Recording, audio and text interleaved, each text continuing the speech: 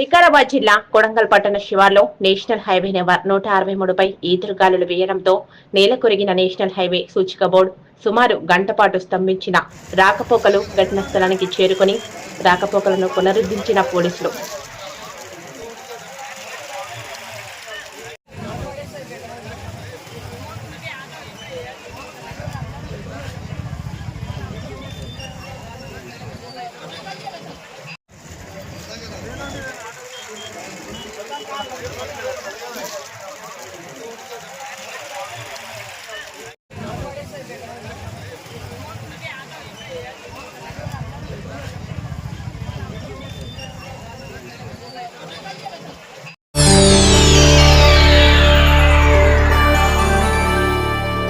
చేయండి, షేర్ చేయండి. కోసం ఛానల్ ని సబ్స్క్రైబ్ చేయండి.